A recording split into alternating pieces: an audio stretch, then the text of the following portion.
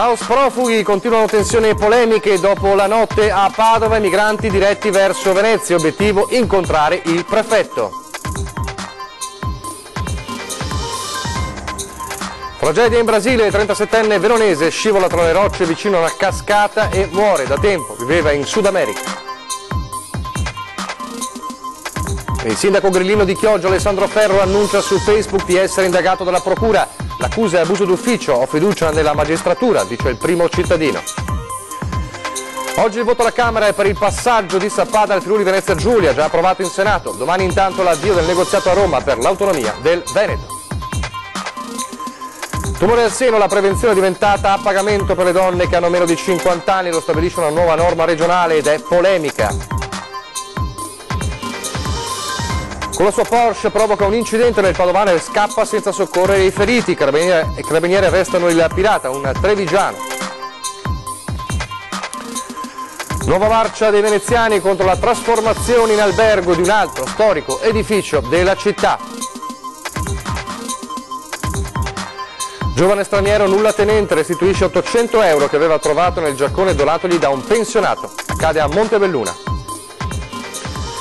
Telespettatori di Antena 3, buongiorno, ben trovati, la prima edizione dei nostri telegiornali che torna a occuparsi di quella che è ormai la marcia infinita dei profughi di Cona, che dopo piove di sacco si sono spostati, come sappiamo, ieri a Padova, hanno passato la notte in qualche modo a Padova e stamane i 54 richiedenti asilo usciti da Conetta si sono tornati in provincia di Venezia, nel veneziano, per parlare proprio con il prefetto di Venezia, parlare con lui per capire cosa fare nelle prossime ore. Allora il racconto delle ultime ore nel primo servizio. Noi abbiamo raccolto la richiesta esplicita del prefetto rispetto anche alle dichiarazioni che abbiamo fatto oggi, per cui apriremo una nostra struttura per accogliere, per traguardare la notte, per raggiungere l'obiettivo che è stato concesso ai ragazzi per questa notte. La notte l'hanno trascorsa a Rubano in una struttura messa a disposizione dalla Curia di Padova al termine di un vertice in prefettura al quale hanno partecipato anche il sindaco Giordani e il vice sindaco Lorenzoni. Poche ore di riposo, quindi la partenza in corriere e l'arrivo a Malcontenta nelle prime ore della mattina. Gli ultimi 54 richiedenti asilo usciti dal centro di Conetta sono tornati in provincia di Venezia dopo le tappe di Piove di Sacco, Padova e Rubano. Una lunga marcia che vi abbiamo raccontato ora per ora attraverso le nostre dirette. È stato raggiunto un risultato importante, ma più che altro è un discorso di umanità. Non è possibile lasciare 50 persone che dormono fuori all'addiaccio. Sulla marcia dei profughi non mancano le polemiche verso associazioni anche sindacali accusate più o meno direttamente di aver strumentalizzato la vicenda. Loro, i richiedenti asilo, ripetono solo che a Conetta non ci vogliono più tornare e come vivere in mezzo ad una strada. Staying in Cona camp is like staying on the streets. I profughi sono partiti da Padova lasciando in città un dubbio molto forte su quello che potrebbe accadere da qui in avanti. La prima a lanciarlo è stata la diocesi di Padova. 6 giorni fa a Codevigo l'arrivo di profughi da Conetta era parso un'emergenza isolata. A Piove di Sacco ci si è trovati, hanno detto, di fronte ad un atto premeditato e questa potrebbe diventare la prassi.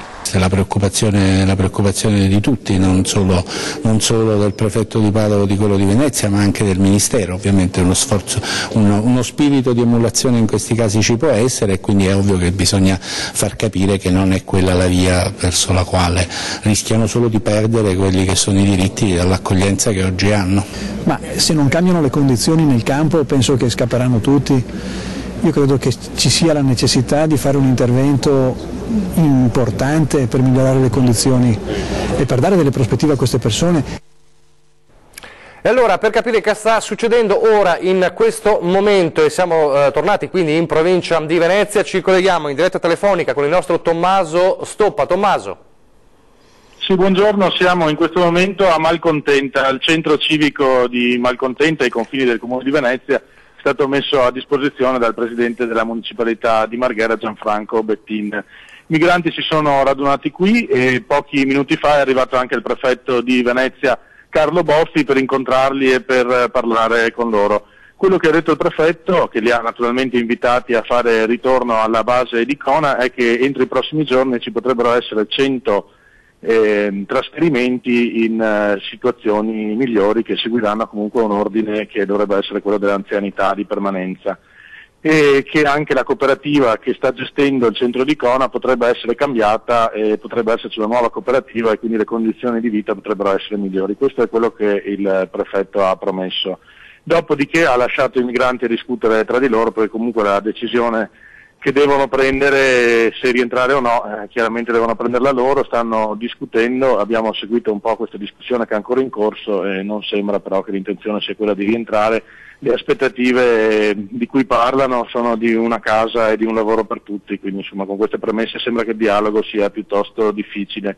Altri 14 di questi migranti invece si sono fermati a Jesolo, in questa casella del gioco dell'oca a cui stiamo assistendo in questi giorni, e a Jesolo si sono rifiutati di entrare nella caserma della Croce Rossa e quindi stanno in questo momento girando per le strade della città, e anche sulla sorte di questi 14 non ci sono certezze di alcun tipo.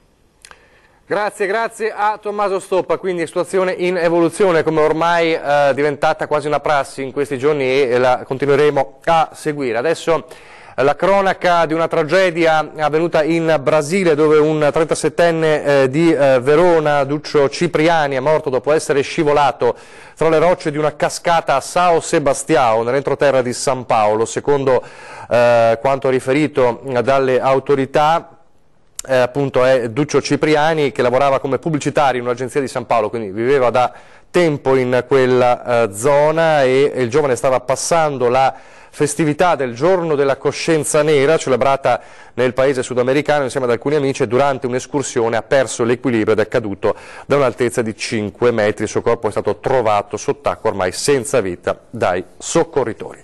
E questa mattina c'è anche un giallo, è stato trovato il corpo senza vita di un uomo non ancora identificato in una zona impervia nel comune di Mel, siamo quindi nel Bellunese, in località Cordellon. L'uomo è stato trovato da un cacciatore impiccato ad un albero. Dallo stato del corpo la morte potrebbe risalire a molto tempo fa, indagano i carabinieri di Belluno. Adesso a Chioggia, dove ha fatto scalpore l'annuncio su Facebook dalla parte del diretto interessato, cioè il sindaco del Movimento 5 Stelle Alessandro Ferro, di essere indagato per abuso d'ufficio. Ha indagato per abuso d'ufficio il sindaco di Chioggia Alessandro Ferro.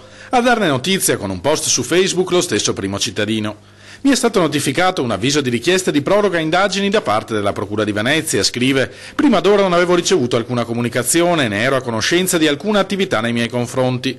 Per trasparenza nei confronti di tutti i cittadini, in ossequio a uno dei pilastri fondanti del Movimento 5 Stelle, ne do comunicazione a tutti. Ho naturalmente piena fiducia nella giustizia, vi terrò aggiornati su eventuali sviluppi.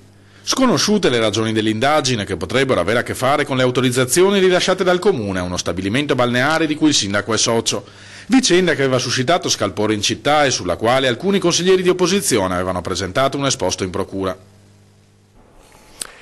Ed ora parliamo del filo che lega in queste ore il Veneto alla capitale, a Roma, perché c'è in ballo in queste ore il voto all'Aula della Camera sul passaggio di Sappada al Friuli Venezia Giulia. Stamane l'Aula della Camera ha respinto la questione sospensiva presentata da Domenico Melorello all'esame della proposta di legge sul distacco del comune di Sappada dalla Regione del Veneto, quindi si sta procedendo adesso con la discussione del provvedimento, e quindi è atteso per oggi un voto che è già passato al Senato, e quindi potrebbe sancire oggi il passaggio di Sappada al Friuli Venezia Giulia, e sarebbe quindi un passaggio storico quindi alla regione friulana. Si è combattuto a lungo in queste settimane proprio su questo tema, ma il filo rosso che lega il Veneto a Roma è anche quello dell'autonomia, perché domani è a mezzogiorno che è stato fissato l'incontro tra il governatore Luca Zaia e la squadra di giuristi con il team invece di giuristi di Roma del governo e il sottosegretario agli affari regionali Gian Claudio Bressa, per iniziare a intavolare il tavolo dell'autonomia del Veneto, e quindi domani inizia il percorso sull'autonomia del Veneto. E anche qui, come sappiamo, ci sono state anche nelle ultime ore delle polemiche, perché Bressa ha ribadito che sulle materie fiscali non si può discutere, staremo a vedere cosa accadrà. Adesso diamo lettura di un comunicato sindacale della Federazione Nazionale della Stampa che oggi ha indetto una manifestazione a Roma in piazza Montecitorio per protestare contro l'inerzia di governo e Parlamento sui problemi del mondo dell'informazione. Con il recente decreto sulla disciplina delle intercettazioni si espongono i giornalisti a rischio di pene detentive, in contrasto con gli indirizzi della Corte Europea dei diritti dell'uomo, dice la Federazione Nazionale della Stampa. Inoltre nessuna norma è stata introdotta contro le cosiddette querele bavaglio atte a intimidire i cronisti. Tutto questo indebolisce la libertà di stampa, già compromessa dalla precarietà che pervade il mercato del lavoro, mettendo a rischio la tenuta democratica del Paese. Così la Federazione Nazionale della Stampa e la manifestazione di oggi, sempre a Roma. Parliamo di sanità adesso, parliamo di l'ecografia al seno che non è più mutuabile, una nuova norma regionale e ovviamente per un esame così importante che viene di fatto tagliato o comunque viene a essere pagato, non è più mutuabile. Questo provoca sicuramente delle polemiche in questi giorni. Sentite cosa racconta una donna mestrina ai nostri microfoni. Dopo essere guarita una prima volta da un tumore al seno, la signora Ivona ha iniziato i controlli periodici, ma nel frattempo era cambiato qualcosa. Mi fanno la mammografia, io richiedo l'ecografia, mi dicono che non serve, fanno la mammografia e mi dicono che è tutto a posto come l'anno precedente, ci vediamo tra un anno. Io mi sentivo strana, diversa, sono andata in un altro posto, ho richiesto a pagamento l'ecografia e la visita senologica ed erano 2 carcinomi infiltranti positivi, tutti e 2. Quindi con l'ecografia lei ha potuto vedere che in realtà... L'hanno visto, mi hanno dopo fatto l'agoaspirato ecoguidato naturalmente, però se io non facevo l'ecografia, io a quest'ora non sarei qui a raccontare la mia storia. Con una delibera regionale del 2015 che sta trovando applicazione solo ora, infatti, l'ecografia al seno è diventata a pagamento. E solo se paghi. Adesso sono passati diversi anni, sono guarita, secondo loro, non ho più bisogno di fare nulla. Mi hanno detto che devo andare dal mio medico che mi faccia le 2 impegnative se voglio. Ora infatti il percorso per accedere ad una diagnosi efficace, mammografia più ecografia, è più complicato e costoso. Mentre prima facevano un'unica impegnativa dove si faceva visita e mammografia più ecografia, ora non è più possibile. Di conseguenza, se io voglio avere tutti e 2 gli esami, devo andare da un professionista, pagarmi i miei esami e continuare, perché secondo loro non ne ho più bisogno. Cioè, se questa è prevenzione... Per questo Yvonne si fa portavoce di un messaggio da parte di tutte le donne. Alla Regione io dico che non si deve guardare esclusivamente il lato economico, la prevenzione si fa a tutte le persone, non solo a quelle che possono. In questo modo va a finire che decisamente le persone che hanno meno sono quelle che ne pagano le conseguenze. Una battaglia che deve essere combattuta e che la nostra emittente porterà avanti. Altra battaglia, quella sull'agitazione dei medici di base, uno sciopero che penalizza soprattutto gli anziani. La conferma viene dalle associazioni dei consumatori. Anziani i primi a pagare per lo sciopero dei medici di base, disagio che rischia, se non ci sarà un'improvvisa svolta nella trattativa tra Regione e sindacati, di riproporsi con la nuova serrata di dicembre. Un disservizio per il quale le associazioni dei consumatori sono pronte a ricevere nuove segnalazioni, come già avvenuto a inizio novembre. Persone preoccupate, disagi, lungaggini, appuntamenti saltati, quindi tutta una serie di servizi che in questi giorni, in questi momenti non vengono, diciamo non garantiti, ma non vengono dati con la consueta routine, ma comunque è una situazione che dovendo perdurare certamente andrà ad aumentare questi disagi ai cittadini. A scontare le conseguenze del braccio di ferro tra medici di famiglia e Regione le fasce più deboli della popolazione. I casi più disperati generalmente sono gli anziani giorni, quando con difficoltà arrivano agli appuntamenti e trovano chiuso, oppure chi veramente sta male e al di là di quelli che poi sono i servizi di emergenza dati, poi in realtà scoprono che o il figlio o la figlia, anche per conto di chi, comunque non ha potuto consultare il medico. E poi c'è chi anche lavora e ha bisogno dei certificati medici o delle ricette o delle impegnative. I rappresentanti dei consumatori sperano che la trattativa arrivi al più presto a buon fine. Quindi una situazione che poi, se confermata, vedrà interessate le controparti per molti giorni, quindi non si esaurirà in queste ore, ma sicuramente ci vorranno ancora dei mesi. Il nostro auspicio è che si metta da parte un po' quelle che sono le pretese di ciascuno, ma che si cerchi di continuare a rientrare sui ranghi e garantire un servizio all'utenza. Ed ora parliamo di paradossi giudiziari. Ce n'è uno che si è palesato in tribunale a Padova e riguarda Isabella Noventa. Per la morte di Isabella Noventa, ricorderete il delitto di cui si parla da molto tempo, sono state condannate 3 persone, però manca il certificato di morte.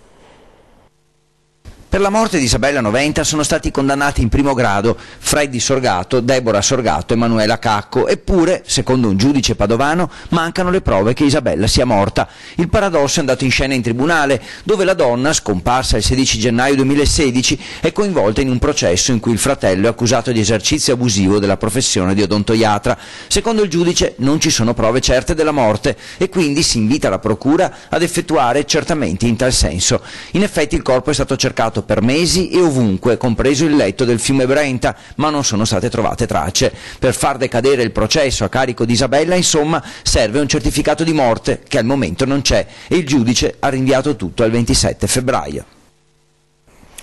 Restiamo nel Padovano con le inquietudini per la alta presenza di diossina in alcune aree della bassa padovana, soprattutto Monselice. Livelli di contaminazione piuttosto importanti nell'ambiente, la Bassa Padovana, in particolare l'area di Monselice, da oltre 20 anni convive con la presenza nel territorio delle cementifici, una situazione che dopo le battaglie contro l'utilizzo del combustibile CSS ha portato i comitati ad effettuare analisi sull'inquinamento. Per anni abbiamo chiesto alle autorità pubbliche di fare un'indagine analoga, insomma, in questo territorio. Che territorio è? È un territorio, diciamo, è qualificato come la capitale europea dei cementifici, perché fino a poco tempo fa c'erano 3 impianti di questo tipo in funzione, adesso ne è rimasto solo uno e quindi con un portato di inquinante molto forte, molto elevato. Basti pensare che ad esempio un cementificio ha limiti di emissione anche di 9 volte superiori a quelli di un inceneritore. Per questo è stata fatta un'indagine epidemiologica, sono state analizzate le galline ovaiole per vedere la ricaduta di alcuni pericolosi inquinanti come diossine, furani e policlorobifenili. I risultati, devo dire, sono piuttosto preoccupanti sia dal punto di vista quantitativo che qualitativo. Quantitativamente oltrepassiamo di 2 volte il limite di legge su diossine e furani e di 3 volte il limite di legge su diossine, furani e PCB.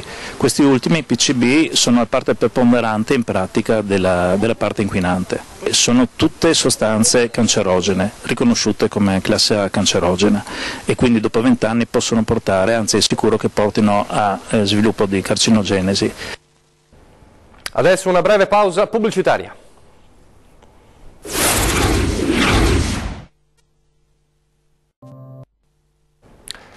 Rieccoci in studio, prima edizione dei nostri telegiornali con la vicenda di un pirata della strada bloccato, individuato dai carabinieri di Padova, è un trevigiano. È stato rintracciato nella sua abitazione e arrestato l'uomo che al volante della sua Porsche aveva provocato un incidente e poi era fuggito a piedi. Il 41enne, nato a Conegliano Veneto in provincia di Treviso e residente a Campodarsego nell'Alta Padovana, la notte tra il 17 e il 18 novembre ha perso il controllo dell'auto mentre a Cadoneghe percorreva la statale del Santo e si è schiantato contro un veicolo parcheggiato. Nell'urto sono state colpite anche 2 passanti, rimaste leggermente ferite e medicate all'ospedale. Dopo l'incidente il 41enne non ha prestato soccorso ed è scappato, sembra prima a piedi e poi in taxi, mentre le vittime sono state soccorse dal personale del SUEM. Durante le indagini dei carabinieri di Noventa Padovana è emerso che all'arrestato era stata ritirata la patente solo qualche giorno fa. Ed era invece senza patente perché non l'aveva mai conseguita un quarantenne che è stato bloccato a Mogliano sul terraglio alla guida di uno scooter ed è arrivata una maxi multa. È stato pizzicato dalla polizia locale di Mogliano mentre circolava lungo il terraglio in sella al suo scooter 250. Quando gli agenti gli hanno chiesto di mostrare loro la patente, l'uomo non ha estratto alcun documento, ma non perché lo avesse dimenticato, ma semplicemente perché non l'aveva mai conseguita. Protagonista un quarantenne, solito, come emerso da successivi approfondimenti, circolare con il suo motociclo, intestato come documentato dall'assicurazione a lui stesso, nonostante fosse sprovvisto del permesso di guida.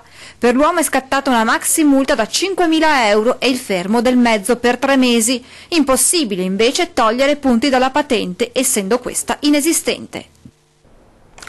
E adesso a Venezia una nuova marcia, una nuova manifestazione al grido di Basta Alberghi. Per quel che riguarda i sestieri, noi chiediamo una moratoria all'apertura di nuovi alberghi. E su questo ritorneremo le prossime settimane, una moratoria immediata, come è stata fatta a Barcellona, una moratoria, basta alberghi nei nostri sestieri. Catturate dal sito Venezia Today, le parole di Marco Gasparinetti, leader del gruppo 25 Aprile, esprimono il sentimento dei circa 200 veneziani che hanno marciato da Campo Santa Fosca a Palazzo Papadopoli per protestare contro la vendita dell'edificio da parte del comune per trasformarlo nell'ennesimo albergo di lusso. Il valore dell'immobile era stimato da Cafarsetti in circa 14 milioni di euro, poi scesi a 11 in concomitanza con la comparsa di un'offerta d'acquisto. Tanto è bastato ai militanti di alcune associazioni tradizionalmente contrarie a queste operazioni per parlare di svendita del patrimonio pubblico. Ma l'episodio è solo un sintomo di un problema generale che affligge i sempre meno numerosi residenti della città storica. Venezia non può ospitare contemporaneamente 40 milioni ad esempio di cinesi che le indagini di mercato dicono vogliono vedere Venezia nei prossimi 5 anni. E adesso a Montebelluna per una storia, una bella storia, una storia a lieto fine, la storia di un mendicante, di un giovane nullatenente straniero che restituisce 800 euro trovati in un giaccone al suo proprietario. Una storia che fa bene, che scalda il cuore, è quella che arriva da Montebelluna. Protagonisti un pensionato di 72 anni, Giovanni Furlanetto, e un ragazzo straniero. Un incontro inaspettato il loro. Il nordafricano si avvicina all'abitazione del pensionato, che lo nota subito in sella ad una bicicletta, infreddolito, con pochi abiti addosso, nonostante le temperature ormai invernali. Il giovane chiede a Furlanetto se ha qualcosa da vestire, da regalargli. Il signor Giovanni rientra in casa per uscire poco dopo con un vecchio giaccone. L'uomo ringrazia e si allontana. Qualche minuto più tardi ecco ricomparire il ragazzo. In mano stringe alcune banconote, spiega a Furlanetto di averle trovate in tasca e gliele restituisce. In totale sono 800 euro, soldi che il fratello del signor Giovanni aveva nascosto per timore dei ladri. Stavolta il pensionato a ringraziare il giovane per quel gesto che non ha bisogno di tante parole.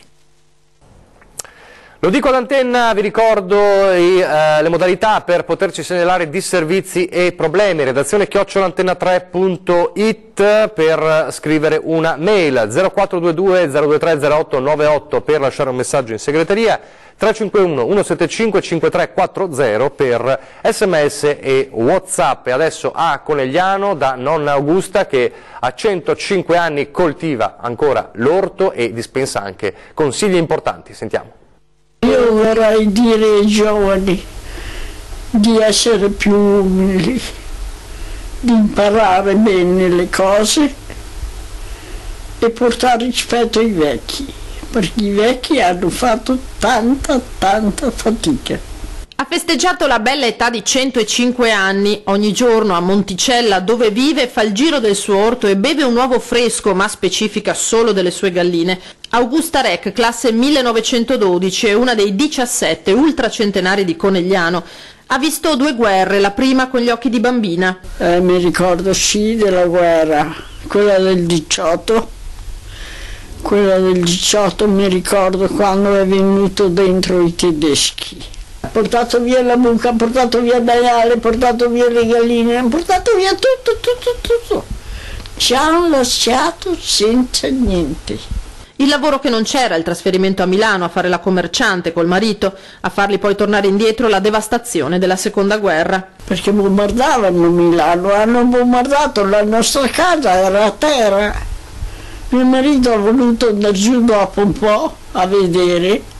È andato giù con le chiavi in tasca, ha trovato un mucchio di macelli. Per il compleanno il sindaco Fabio Chies le ha portato dei fiori. Che cosa vuol dire a questo sindaco giovane in base alla sua esperienza? Di campare più di 100 anni. E come si fa? Qual è il segreto? Mangiare normale e lavorare normale. Lavorare tanto o poco? Beh, lavorare tanto. E se lo dice nonna Augusta bisogna crederle, quindi ancora auguri a nonna Augusta. Solo il tempo per ricordarvi l'appuntamento di questa sera con 20:10, è tempo di risate a 20:10 perché ospiti di Francesca Bozza saranno i Papu, Andrea Appi e Ramiro Besa, ci racconteranno le loro ultime novità. Vi lascio alle previsioni del tempo, grazie per averci seguito, arrivederci.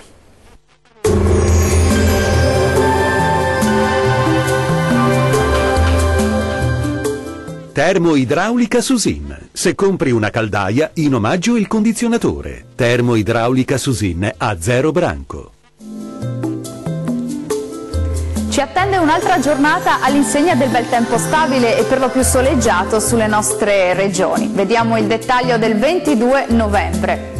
Sul Veneto maggiore nuvolosità, anche con cielo coperto, specie sulle pianure centro-occidentali. Più sole invece sul resto della regione, con poche nubi sparse. Qualche nebbia sarà possibile sul Veronese. Diamo ora uno sguardo alle temperature previste. Le massime saranno attese sugli 8-11 gradi, valori minimi tra lo 0 e gli 8 gradi circa. Andiamo ora a vedere come sarà il tempo sul Friuli Venezia Giulia. Più sole sul Pordenonese, altrove più nubi anche con copertura del cielo, ma non sono attese piogge degne di nota. Temperature massime sui 10-14 gradi, minime sui 3-10 gradi circa. Raggiungiamo infine il Trentino Alto Adige. Tanto sole e bel tempo un po' ovunque, più nubi sparse sul Trentino anche con addensamenti sulle aree meridionali, ma generalmente asciutto. Vediamo le temperature, le massime saranno attese sui 12-15 gradi, minime tra 4 e 6 gradi circa. Il mare sarà generalmente calmo, i venti deboli settentrionali lungo le coste e da ovest al largo. Dal meteo è tutto, arrivederci al prossimo appuntamento.